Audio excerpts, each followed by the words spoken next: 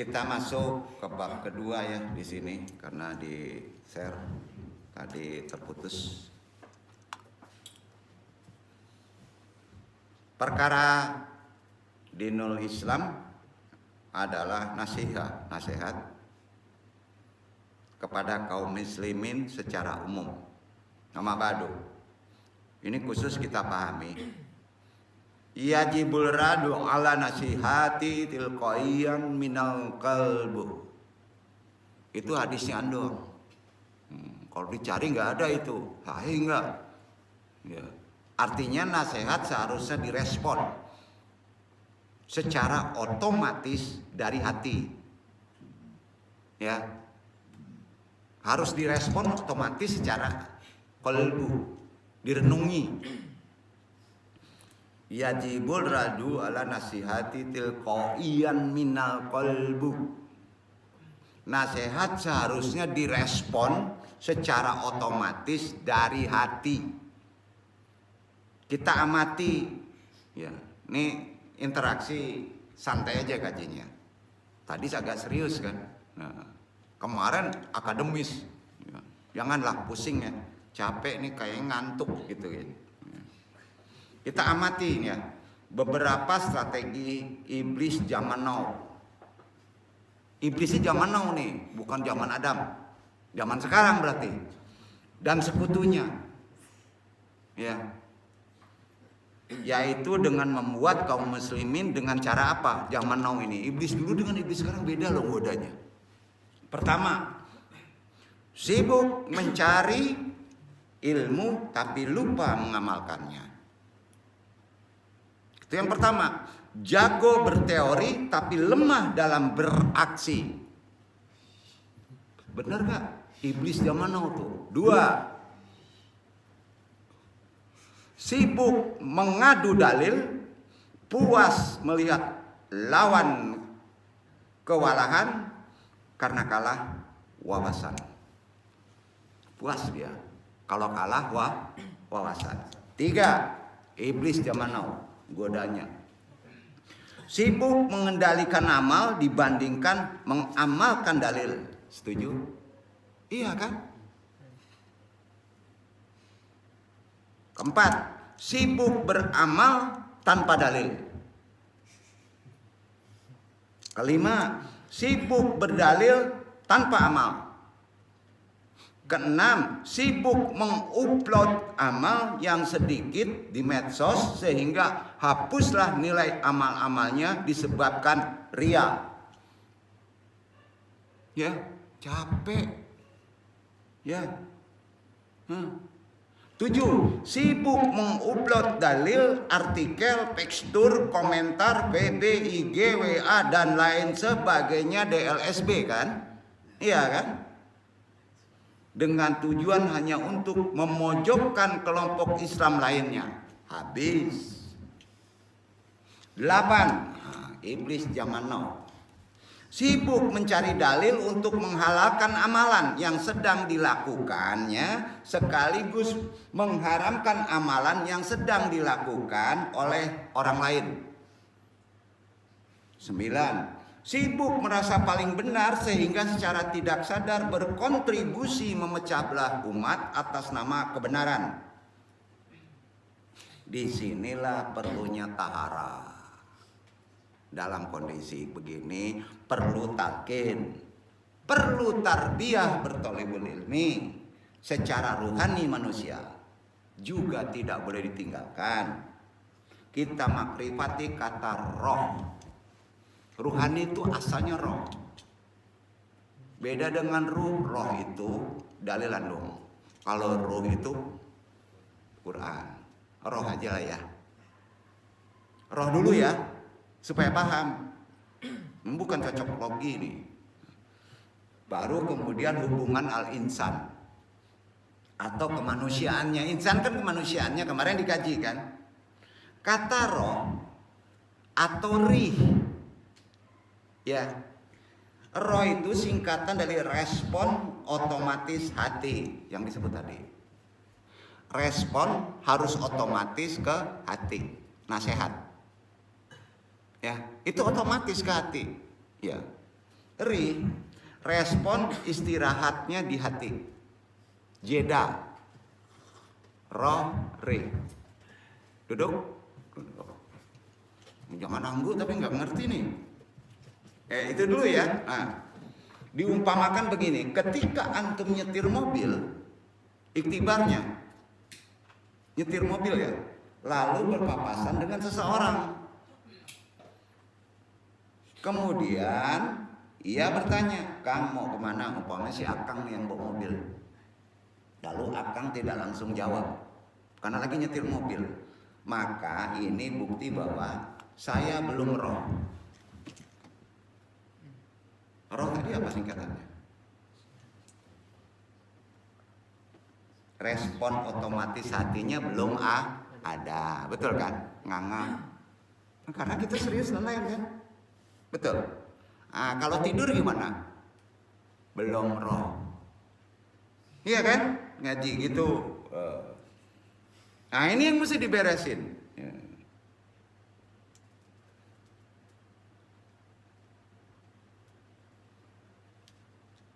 Jadi kenapa belum roh? Karena tidak punya tujuan dan keyakinan yang kuat, alias masih tori. Masih jeda dalam merespon sesuatu. Paham sampai sini Ikhwan? Roh dan ri. Dari sisi itu dulu iktibarnya. Contohnya nyetir mobil tadi. Fokusnya kan beda Pak. Kalau ada yang negur kan pasti kita belum roh kan responnya. Kalau langsung respon nabrak kan tuh. Ya. Nah. Dalam menjalani kehidupan kita harus bijak, cerdas. Mana peristiwa yang harus dirohkan dan mana yang harus dirihkan. Dan hidup seseorang insya Allah akan semakin bahagia jika sudah tepat, nikmat, cepat dalam merespon setiap peristiwa. Sepakat? Ketika respon kita benar, maka insya Allah semua solusi, rizki, inspirasi akan mudah terdownload gitu dalam kehidupan kita. Ya, karena dalam renungan rahmatan lil alamin, hadis andung roh, jangan rahmatan. Rahmatan lil alamin. Kalau antum selalu merasa menjadi korban, adalah respon yang akan mengundang banyak peristiwa bermasalah ke dalam hidup kita. Karena itu, bangunlah respon rohani kita, bahwa kita ada pemegang kontrol, penanggung jawab atas segala peristiwa yang terhubung langsung dengan kita. Allahumma ini mas'uluha hadla hadati aqbalu nafsi kama ana akfirul lihada hadati akfar liman lahu alaqatun bihadal haditihi. Artinya, ya Allah, saya bertanggung jawab atas peristiwa ini. Bukan merasa apa tadi? Kalau hidup kita menjadi korban. Enggak. Tanggung jawab atas peristiwa ini. Saya terima diri saya apa adanya. Saya maafkan peristiwa ini. Saya maafkan siapapun yang terkait dengan peristiwa ini. Allahumma firli firlahumu firli hami ahadmi. Syukron lakallahumma ahkum syukron alhamdulillah. Ya Allah, maafkanlah saya, maafkanlah mereka, ampunilah saya, sayangilah saya, cintailah saya. Terima kasih ya Allah, saya mencintaimu, terima kasih, alhamdulillah. Itu doanya. Jadi tidak merasa jadi korban. Nggak mungkin Allah menjolimi orang itu dengan masalah. Bila hari ini antum merasa masalah antum bertambah suram, ini nasihat umum.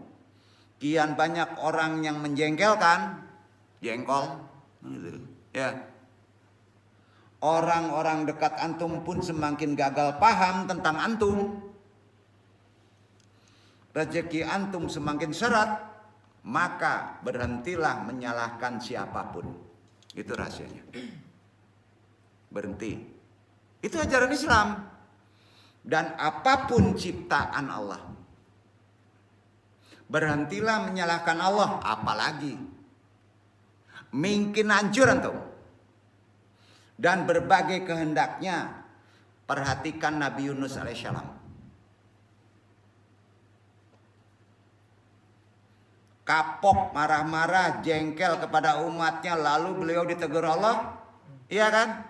Dengan apa? Masuk ke perut ikan paus, iya kan? 3 kegelapan, nggak ketemu solusi. Solusinya salahin diri, kan iya, menyalahi diri sendiri. Akhirnya sadar, akhirnya berhenti menyalah-nyalahkan siapapun. Ini Nabi loh. Lalu di dalam perut ikan paus beliau bertobat. Kalau hidup antum merasa ancur-ancuran sekarang, merasa jadi korban, doanya ini. La ilaha illa anta subhanaka inni kuntu minadz zalimin. Tiada sesembahan selain engkau, maha suci engkau, sesungguhnya akulah yang menganiaya diriku sendiri. Iya kan? Nah, jadi mudah-mudahan dengan berhenti menyalahkan Allah, akan mengangkat diri kita dari kegelapan hati yang tertumpuk menuju terangnya hati yang penuh solusi. Amin ya robbal alamin. Gak diaminin sih, ya kan? Jodoh ada di tangannya, bro. Betul. Nyanya besar, ya, bukannya kecil. Iya. Kalau antum tidak mau meminta di tangannya, begitu. Iya kan? Tapi janganlah minta jodoh kepadanya dengan memaksakan kehendak diri antum. Kan gitu adabnya. Seumpama gini, ya Allah, jodoh ini termasuk rezeki, bro. Bukan jomblo aja loh. Ya Allah, kan antum sebut ya Allah, ya Allah, ya Allah. Ya Allah, jika ia jodohku maka mudahkanlah. Itu bahasa ibu ya. Jika ia bukan jodohku maka jodohkanlah. Nah, kurang ajar tuh. Ini nggak bisa kayak gitu. Ini enggak kayak gitu, Pak. Wah, susah. Jika ia sudah berjodoh dengan orang lain maka putuskanlah ia. Oh, lebih kurang ajar lagi. Lalu jodohkanlah ia denganku, walaupun bahasanya baik. Kan salah. Apalagi sampai berdoa agak ngancem, nggak serius sadar sini. Doa mah sama Allah ngancem, Pak. Ya Allah, ya Allah, ya Allah, jika ia jodohku, jodoh hamba, maka hadirkanlah ia segera di sisiku. Udah mendikte, minta cepat lagi. Dan jika ia bukan jodoh hamba, maka matikanlah hamba itu, katanya. Kacau nih. Sehingga kembali ke sisimu, katanya. Betul bahasanya. Enggak johir tapi hati ngerenek. Ngajar dia enggak jodoh gue, mati aja lah, kembali kepada sisinya. Ayo jangan bohong. Itu yang dibersih hati. Nauzubillah min dzalik. Enggak ada di sini, adanya di langit. Jangan diaminkan tadi. Tadi jangan diaminkan yang Nabi Yunus tadi diaminkan. Duduk ya. Tapi cobalah berdoa untuk mendapatkan jodoh yang terbaik. Doa yang penuh kesantunan, doa yang membuat Allah tambah sayang kepada antum. Makamatnya Mau doa antum dicintai Allah? Ini dia. Kalau dicatat awas. Allahumma al-alimu kullu domiri. Ulang. Allahumma al-alimu kullu domiri. Qobinni marofikin. Qobini marafikin saya sinuni wayaj'aluni munasiban li ahlil khairi. Paula, coba gampang hafalnya tuh. Dibaca ya. Allahumma al-alimu kullu domiri qobidni ma'rifakin syayah suni wayaj'aluni munasiban lil ahli khairi. Kenapa nggak boleh dicatat? Kenapa? Karena itu urusannya sama. Pendengaran, bukan lisan, bukan penglihatan. Ada hikmahnya itu. Artinya, ya Allah yang maha mengetahui lagi maha teliti, pertemukanlah hamba dengan jodoh yang akan membaikkan hamba, dan jadikanlah hamba sebagai jodoh yang pantas bagi orang-orang yang baik. Enak gak? Waduh, kalau nggak hafal ya rugian tuh. Ya, nggak perlu selawat. Selawatnya terakhir, penghormatan. Karena itu syafaatnya udah sampai. Karena nasihatnya kepada Allah. Memurnikan langsung kepada Allah. Ulang. Allahumma al-alumu kulu domiri qobinni ma'rifakin saya sununi wayaj'aluni munasiban li ahlil khairi. Gampang. Allahumma al-alumni kullu domiri. Alimu, bukan alumni. Alumni itu alumni UIN.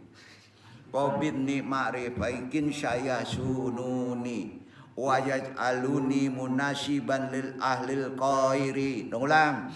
Allahumma alimu kullu domiri qobidni ma'rifakin saya sununi wajaj'aluni munasiban lil ahlil khairi. Amin, amin, amin ya Allah. Ya Allah yang maha mengetahui lagi maha teliti, pertemukanlah hamba dengan jodoh yang akan membaikkan hamba, dan jadikanlah hamba sebagai jodoh yang pantas bagi orang-orang yang baik. Khusus ini untuk jodoh, bukan untuk kepeng.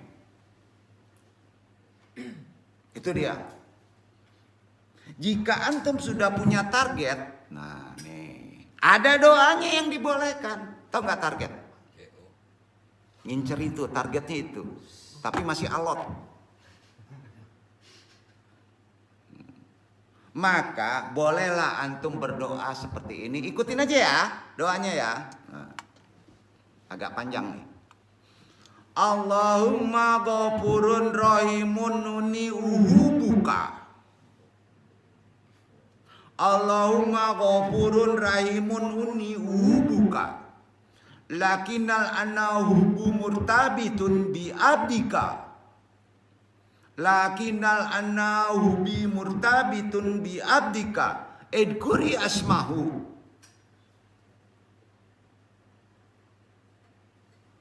Idkuri asmahu tuh enggak? Sebut namanya yang kamu fokuskan itu. Itu. Ulang. Allahumma ghafurun rahimun inhubika lakinnal anahubi murtabitun bi abdika. Halimatus sadiah. Gitu. Ya. Samahni aikfirli ibad anhu bihakta uhibaka aktara idakan rafiqur ruhi ijaan minas sahli aliyah ala isumahu hatta arrakija alaika maratan ukra wa idalam yakun tau amruhi azan minas sahli alaya an asahu wa akawi hubilaka waj'an minas sahlu alaya an uhibuka aktara. Yang ini boleh dicatat, andong share. Yang tadi kesama, yang ini melalui rapalan. Jahe diputar-putar juga ya.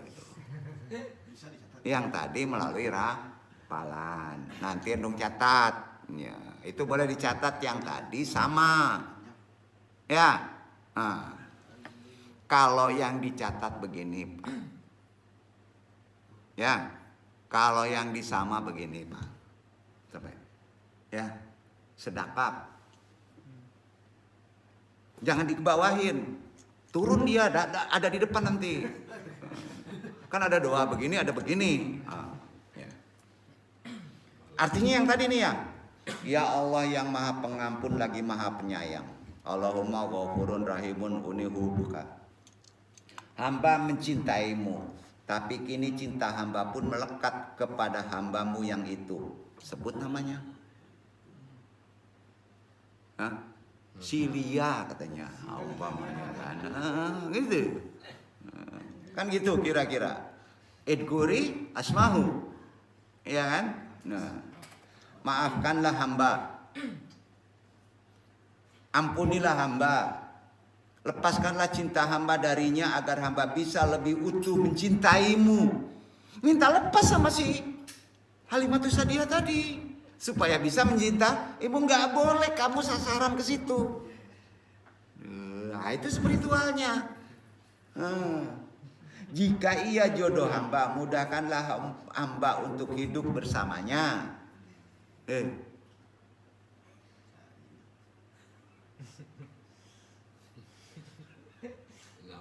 Kok diem? Jika ia jodoh hamba, mudahkanlah untuk hidup bersamanya sehingga hamba kembali fokus kepadamu. Karena kalau nggak media nggak fokus, nggak kusuk. Kalau dia udah dekat jadi kusuk, itu maksudnya. Maka dilepas dulu. Gimana sih spiritual kita memble, kecerdasannya beda. Iya kan? Dan jika ia bukan jodoh hamba, mudahkanlah hamba melupakannya. Maksa nggak? Enggak kan? Dan kuatkanlah cinta hamba kepadamu. Nah, dan mudahkanlah hamba untuk semakin mencintaimu. Wah, itu bener makbul deh. Ya, apalagi ditambah yang tadi, Pak. Yang tadi kopi. Karena yang mendengar musik ke dalam. Yang ini zahar. Duduk. Nah, yang jahatnya ya. Catat, terserah mau catat. Allahumma ghafurun rahimun uni uhubuka lakinal ana hubu murtabitun bi abdika. Idkuri asmahu Halimatus Sa'diyah. Sammahni ikfirli iba'ad anhu bi hatta uhibaka aktara idakan rafiqa ruhi ijaan minas sahli alia ala isumahu hatta urakiza alaika maratan ukra wa idalam yakun tau amruhi ajaan minas sahli alaya anak asahu wa akawi hubelaka wajaan minas sahlu alaya anhui buka aktara. Baru setelah itu dong sebut ya. Kopi tapi jahar ya dong. Allahumma al-alimu kullu domiri kopin ni ma'rifikin syai sununi wajaj aluni munasiban li ahli khairan. Baru angkat ke muka. Tunggu aja. Enggak johir ngimpi datang. Enggak percaya Pak. Dan ini dibolehkan. Handong tak jawab. Ya. Yang udah punya istri nggak boleh ya amalan ini ya, nggak boleh.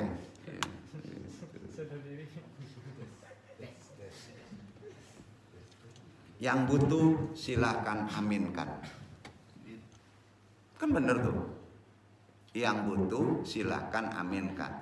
Kalau antum belum mengamalkan, andung sudah mengamalkan, berarti andung nggak butuh, antum terima dengan amin. Duduk. Kan andung penting tarbiyah. Enggak diaminkan sih ulang. Pak repot nih. Allahumma ghafurun rahimun uni uhubuka lakinal ana hubu murtabitun bi abdika idkuri asmahu. Baca aja mantum sendiri. Sasarannya enggak ada Pak. Ini mau kena. Apa sih? Kebaca mandul. Gimana sasarannya? Fokusnya enggak ada. Ya udah, fokus dulu ikhtiarnya baru doa itu. Sampai ya. Nah, jangan sembarangan sasaran, nanti nyasar Pak. Udah duduk. Ya. Jodoh itu apa? keseimbangan. Setuju? Bukan sekedar mengenai kecocokan ya, harus ada ilmunya. Keseimbangan, baik itu perkara jodoh suami istri, jodoh yang lainnya, termasuk jodoh rezeki. Bukan kecocokan dalam selera ya. Jodoh itu keseimbangan. Dan keseimbangan itu meliputi apa aja yang namanya keseimbangan? Persamaan dan perbedaan. Setuju nggak? Keseimbangan itu ilmunya harus ada persamaan dan ada perbedaan. Itu ilmunya. Ini nasihat. Contoh sederhana. Kira-kira apa? Sandal capit sana Pak. Ayo. Supaya gampang. Contoh jangan tinggi-tinggi. Tarompa kiri, bajodo, tarompa kanan. Setuju? Persamaannya apa? Tarompa kida, jo tarompa suwo. Samo-samo tarompa. Iya nak. Ado cie sandal capit cie bakiak kan indah joca samo Pak. Sama-sama tarompa kan itu persamaannya. Dengan badan kasar, dasar bonon kasar. Dengan badan dasarnya tarompa itu nan samo. Kalau cie kayu, cie plastik enggak cocok Pak. Dan mereknya juga sama. Kalau itu swallow, ya harus swallow. Perbedaannya apa? Bagian apa? Ngopi dua-dua. Itu ilmu jodoh. Nan gampang sih lah. Bantunya beda. Bantunya beda tak? Nancie madok kamari, nancie madok kamari. Kalau dulunya madok keluar apa? Nggak bisa kan? Nancie kamari, nancie keluar. Bentuknya beda. Perentukannya, gunanya beda. Sanda kida untuk kaki kiri. Sanda kanan untuk kaki suwo. Kan itu nak? Itu perbedaannya. Katiko sendal kanan malangkah kamuko. Kok amalannya? Kan malangkah harus nan kanan. Ibarat suami itu pelaki-laki nan sendak kiri padusi. Mana dulu melangkah? Kalau kida dulu melangkah sasentum. Melangkah kan harus kaki kanan dulu. Ketika sandal kanan melangkah ke depan, maka sandal kiri menjaga keseimbangan. Itu jawabannya. Kan iya. Yaitu tetap barado di balakang. Setuju? Setuju. Baik setuju sebaliknya. Indah rancak do. Tidak indah jika sendal kiri dan kanan berjalan bersamaan. Bantu pocong Pak.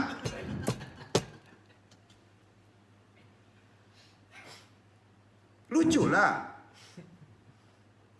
Tugas memang berbeda. Suami istri tugas tetap berbeda. Pelajaran Islam. Kalau ingin berkah hidup, tapi tujuannya tetap sama. Misal, ada yang kerja, ada yang di rumah. Orang Minang disebutnya orang rumah. Betul kan? Akan terjadi bencana kata Nabi jika sendal kiri mulai ogah berada di bawah kaki kiri. Kan jadi bencana Pak. Sendal kiri ndak namo di kaki kiri. Sendal kaki kiri pakai sendal kaki kanan, kan kacau Pak. Bisa tak jatuh kan? Tuh. Bantuan tahu juga. Itu. Insya Allah. Kalau dimaknai ke dalam ini gampang nih tarbiyahnya. Kalau ogah berada di kaki kiri, sendal kaki kiri, yaitu dikala ia mulai cemburu dengan tarompa kanan. Nah, dan selalu didahulukan dalam bergerak. Akhirnya sendal kiri pun kehilangan jati dirinya. Banyak sekarang kehidupan kayak gitu. Sebab ia lebih memilih memperturutkan hawa nafsunya. Tidakkah mereka berdua takut jika di akhirat Allah bertanya, hai sendal kiri, iktibar, engkau sungguh sombong dan kufur nikmat. Aku telah menciptakanmu sebagai sendal kiri, tapi engkau enggan berperan sebagai sendal kiri dan malah sibuk mengganggu sendal kanan, hingga terjadilah kekacauan di alam semesta karena ulahmu. Nah, ini mujmal ini. Ya. Atau bisa saja si sendal kiri sudah menganggap sendal kanan. Ada bahasanya gitu. Menganggap sendal kiri itu sendal kanan. Tak lagi becus berfungsi sebagai sendal kanan. Karena dia menganggap begitu.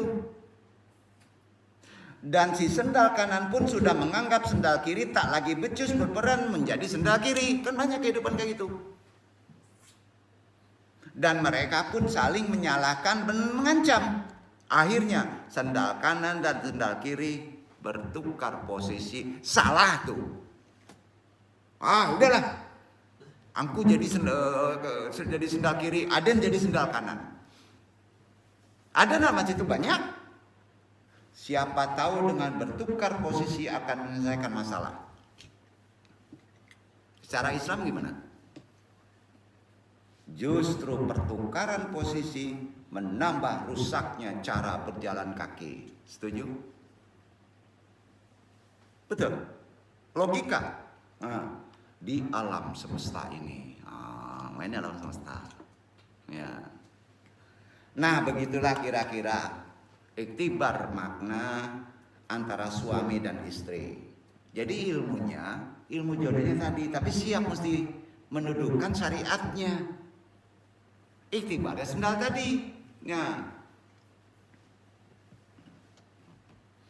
Jika para suami mulai mengambil tugas para istri dan para istri mulai mengambil tugas para suami, maka perlahan dan pasti akan hancurlah rumah tangga di kehidupannya. Keluarga yang dibangun tidak akan berjalan seimbang. Karenanya jika antum wanita, maka belajarlah menjadi wanita yang utuh. Walaupun antum bekerja. Di mana wanita yang utuh? Ini fikih. Kalau antum tidak ingin sial, dan ini ada aturannya, jangan sampai rumah tangga hancur karena hanya perkara itu, salah mengambil peran. Banyak tanpa disadari. Pria seperti wanita dan wanita seperti pria, bukan dalam konsep fisik. Inilah pentingnya kita pahami ilmu berumah tangga sebelum mencari jodoh. Kalau orang dulu ada midodaremi, Pak. Tuh, midodaremi orang Minang. Menasihati untuk calon suami istri. Ketika tugas pria dan wanita sudah dianggap sama, maka berkembanglah pemahaman. Mulai ini. Hati-hati, itu bukan ajaran Islam. Apa pemahaman yang berkembang? Kalau begitu menikah itu tidak perlu. Betul? Kenapa? Karena rumit menyatukan antara kedua sendal yang perannya sama. Kan gitu aja bahasanya. Rumah tangga yang samara adalah pilar kekuatan dunia, bro. Hadis. Kekuatan dunia, kekuatan negara. Sebab hancurnya rumah tangga akan berefek kepada hancurnya pendidikan anak-anak. Hancurnya pendidikan anak akan membuat hancurnya karakter. Hancurnya karakter akan menghancurkan sebuah negara. Hancurnya negara akan mengundang hancurnya alam semesta. Ingat, negara menjadi kuat dimulai dari keluarga yang seimbang. Itu kata Nabi. Bukan dari lembaga pendidikan. bukan dari Universitas UIN, bukan dari Universitas UPI, Andalas, bukan. Itu disetir oleh kurikulum yang kadang nggak pas. Betul? Iya kan? Maka jangan serahkan 100% anak-anak antum nanti kepada lembaga pendidikan. Islam larangnya 50-50. Nggak boleh. Kadangkala orang sekarang merasa terbebas karena sudah menukar kewajiban mendidik anak dengan uang SPP. Bukan ajaran Islam.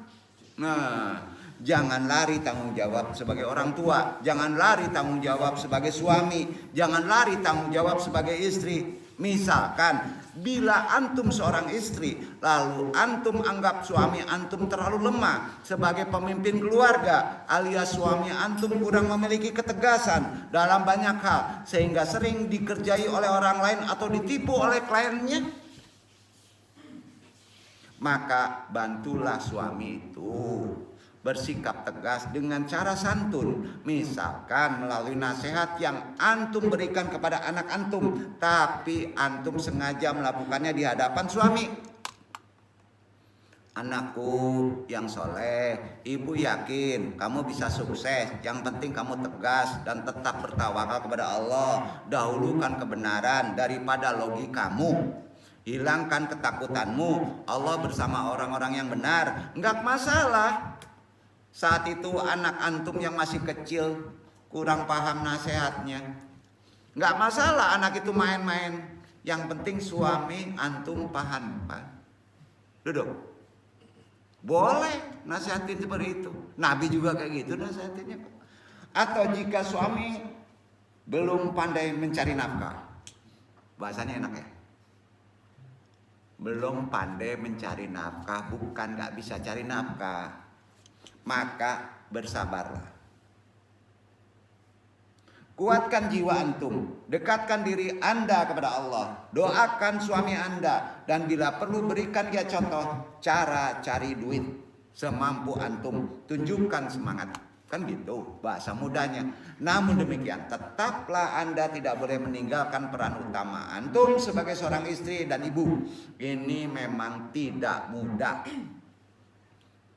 Terus memohon petunjuknya, terus doakan agar suami dimampukannya menjadi kepala rumah tangga yang baik. Begitupun sebaliknya, jika antum seorang suami lalu menemukan bahwa istri antum kurang kasih sayang mendidik anaknya di rumah, ternyata istri antum lebih mementingkan karirnya di kantor, positioningnya di komplek, sampai mengabaikan karirnya sebagai suami istri dan ibu yang penuh kasih sayang, maka silakan nasihati istri antum dengan cara yang penuh kasih sayang. Nah, ini kata Nabi, nasihat itu intinya bukanlah untuk memposisikan siapa yang benar, bukan, atau siapa yang salah, bukan, tapi untuk zikrullah. Untuk zikrullah, untuk bisa mengingat Allah, mengembalikan hidup rumah tangga ke arahnya, ke arah Allah. Aneh jika seorang suami menasihati istrinya tentang kasih sayang, tapi dilakukan dengan cara yang salah, marah-marah. Umpama, istriku, kamu kan makhluk perasaan, tapi kok cuek banget sama anak-anak. Lihat tuh anak-anak kita kurang dan kering kasih sayang. Mana setiap saya pulang kantor ternyata rumah selalu saja berantakan. Gosip sama tetangga mulu sih yang diutamakan. Astagfirullahaladzim. Gak bisa kayak gitu. Ikhwan akhwat andung YMA rahimakumullah. Yang membuat hidup susah itu salah satunya adalah yang hidup itu penuh masalah, salah satunya adalah ketika tidak selarasnya antara keinginan dan kebutuhan. Enggak sinkron. Mana keinginan, mana kebutuhan. Wanita menginginkan suami yang tampan, betul kan? Natural. Kaya, perhatian, dan tidak ada bakat selingkuh, betul kan? Iya kan? Natural kayak gitu. Padahal sebagian besar laki-laki yang kaya Nih Anda bukan nakut-nakutin laki-laki nih. Ya. Sebagian besar laki-laki yang kaya, ganteng, memiliki bakat terpendam untuk berbagi asmara. Benar itu.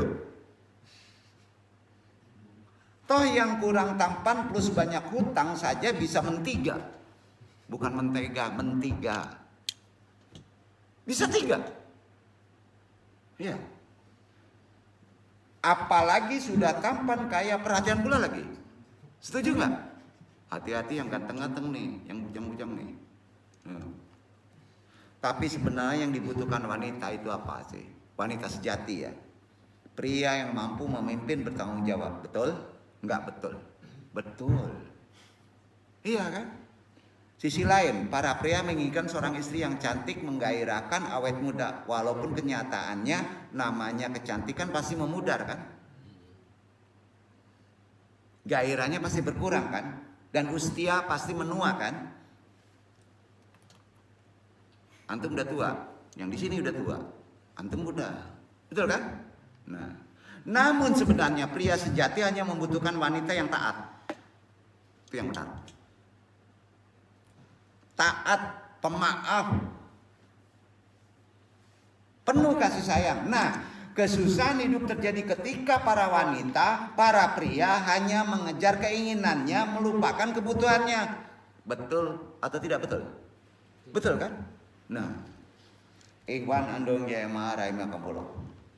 Sebagian orang menginginkan jodoh yang sempurna, betul? Yaitu sempurna sesuai keinginannya enggak? Iya kan? Namun di antara mereka tidak sepakat dengan hal tersebut. Lalu ngomong, kami bukan menginginkan jodoh yang sempurna. Kami hanya ingin jodoh yang soleh, pengertian, setia. Sebagian yang lain ngomongnya gini, saya nggak cari cowok cewek yang cakep tapi yang cukup. Saya mah cuma pengen cowok yang berwibawa. Ada juga yang ngomong gitu. Bawa mobil, bawa duit, bawa macam-macam kan gitu nak? Ada yang kayak gitu. Jadi sebenarnya kesempurnaan yang sejati tidak hadir dalam penilaian kasat mata, enggak, atau kasat telinga saja, tidak. Kesempurnaan yang sejati, benar itu. Nah, iya kan? Tapi kesempurnaan hanya bisa didekati dengan takwa. Contoh yang nyata, kesempurnaan adalah sebuah proses. Tidak simsalabim. Proses. Jadi kalau belum sempurna itu bagus. Sebuah perjalanan saling mengimbangi, mengingatkan, menasehati, melengkapi satu dengan lainnya. Itu sebabnya jangan cari jodoh. Jangan cari jodoh yang sudah sempurna. Kenapa? Enggak ada. Iya kan? Enggak ada. Memang enggak ada Pak ya? Enggak ada. Oh ini jangan salah, mencari jodoh yang sempurna ya enggak ada.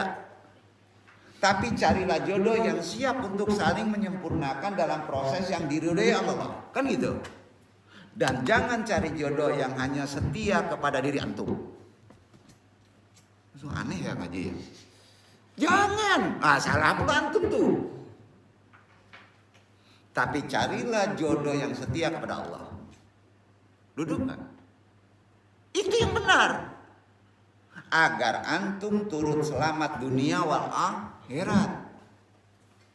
Karenanya kalau antum sudah punya pasangan, maka teruslah berproses dengan jujur, terbuka, tenang.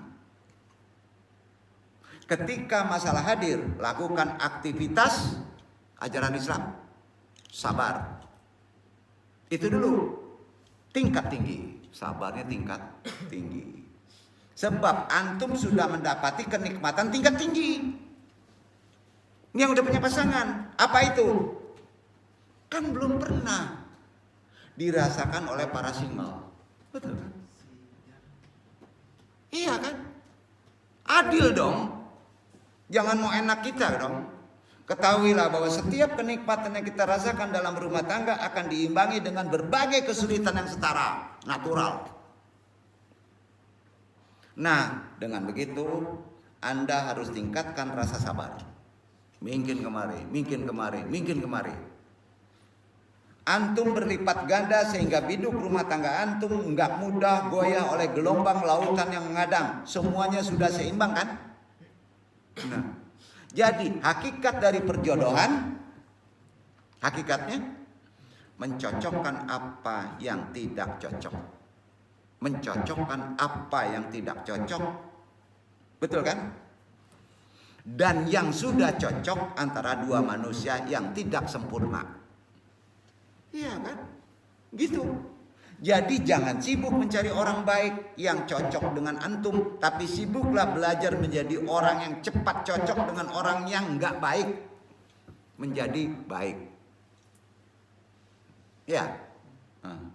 Sebenarnya terjadinya pernikahan adalah karena adanya apa?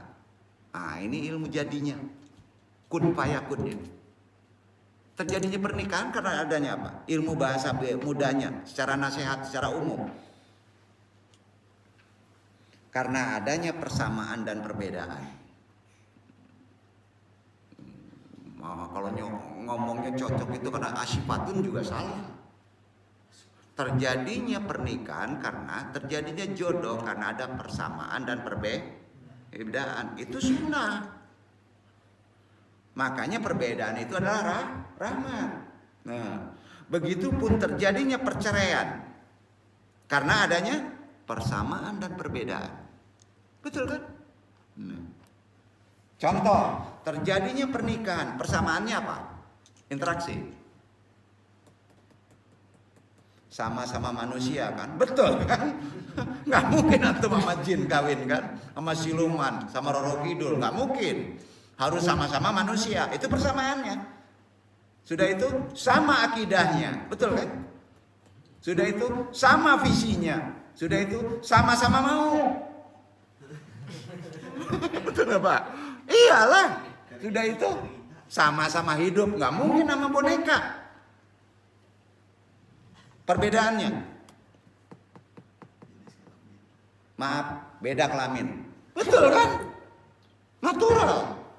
Sudah itu beda keluarga, nggak mungkin satu keluarga. Sudah itu beda peran. Sudah itu beda bentuk tubuh. Enggak LGBT kan? Iya, perbedaan. Contoh lain, terjadinya perceraian, persamaannya. Ini jangan dikaji yang aneh-aneh, yang gampang aja lah, iktibar. Persamaannya apa? Terjadinya perceraian. Sama-sama nggak cinta lagi seperti dulu. Setuju? Persamaannya sama-sama merasa sudah kurang cocok, betul? Sama-sama pengen cerai, betul? Iya kan? Atau yang paling gawat, sama-sama egois. Tuh. Sedangkan perbedaannya terjadinya perceraian. Beda prinsip, beda visi, beda akidah. Setuju? Walaupun ada juga yang bercerai, padahal salah satu pasangan masih ingin bertahan. Kan ada. Dan ada juga yang bercerai, walaupun keduanya masih saling mencintai. Ada kan? Ada. Ada juga yang menikah, tapi salah satunya terpaksa. Ada kan? Ada juga yang menikah dan keduanya terpaksa. Ada kan? Keduanya terpaksa menikah, ada. Itulah hidup. Siap tidak mengikuti ajaran syariat Islam? Repot nggak? Itulah hidup. Maka biarkan misteri jodoh dan rumah tangga tetap dalam kesederhanaannya, kejuhudannya, aturannya. Dengan demikian jangan jadikan alasan sudah tidak ada kecocokan lagi, dosa. Kalau timbul perceraian ngomong gitu dosa. Sudah tidak ada kecocokan lagi, kurang makrifat.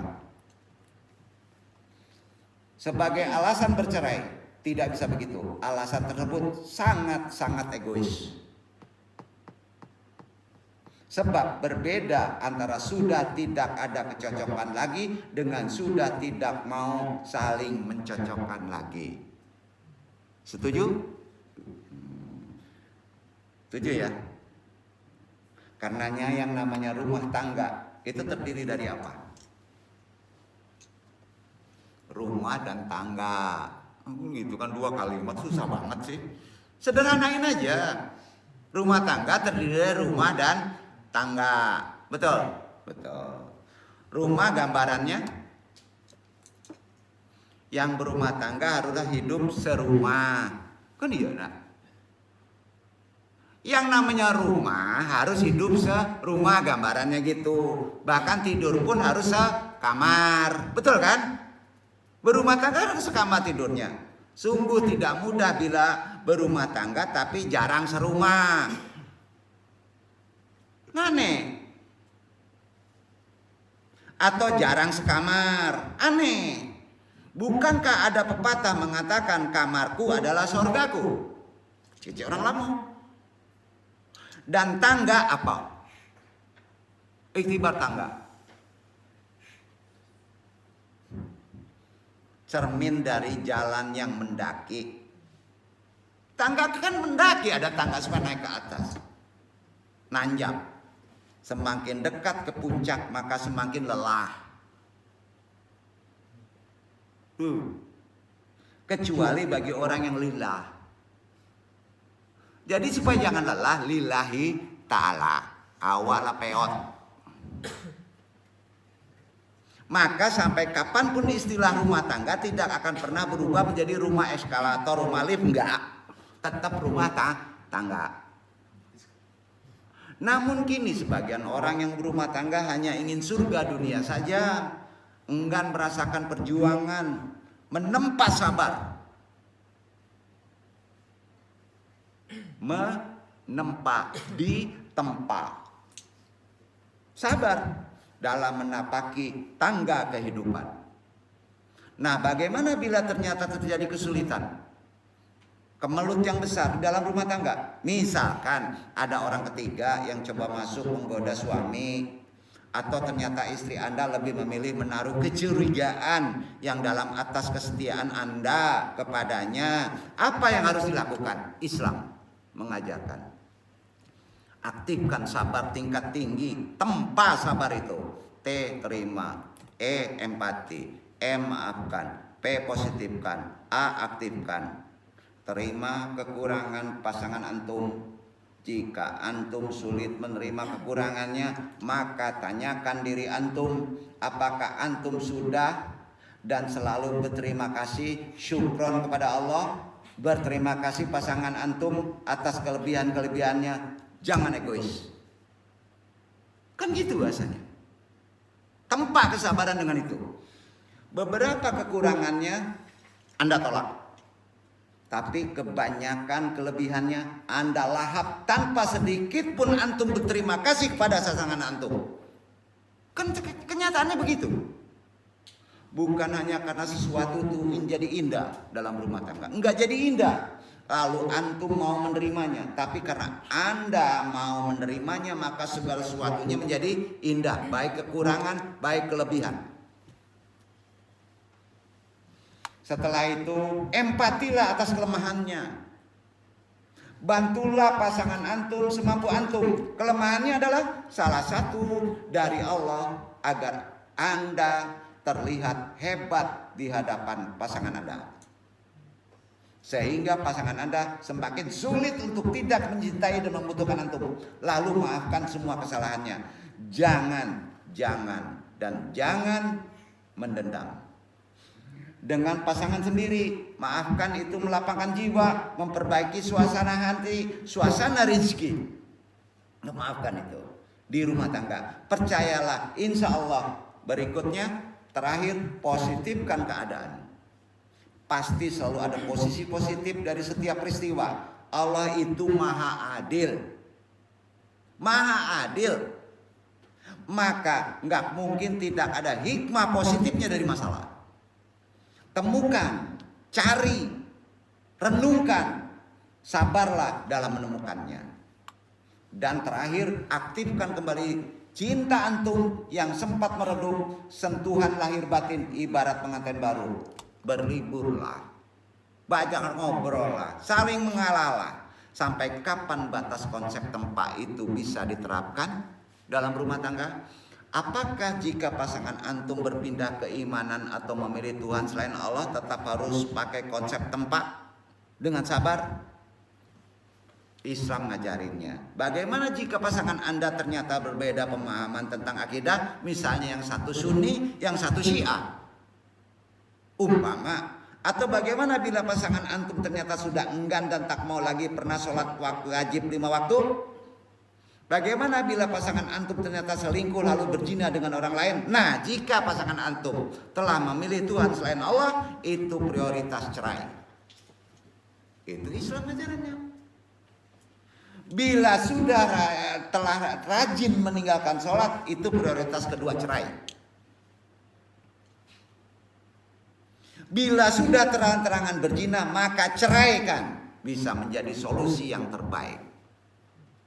Di situ ada hikmah kebaikan.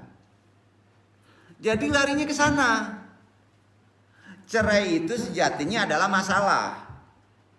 Pisah itu masalah. Walaupun dalam syariat Islam membolehkannya, tapi Allah benci. Tapi bisa jadi solusi cerai itu apabila ternyata keyakinan, visi, misi tak lagi sama dengan akidah kita. Semoga Allah jaga kita, keluarga kita dari rumah tangga dan perceraian yang bermasalah, dan masukkan kita dan keluarga kita ke dalam surganya. Amin.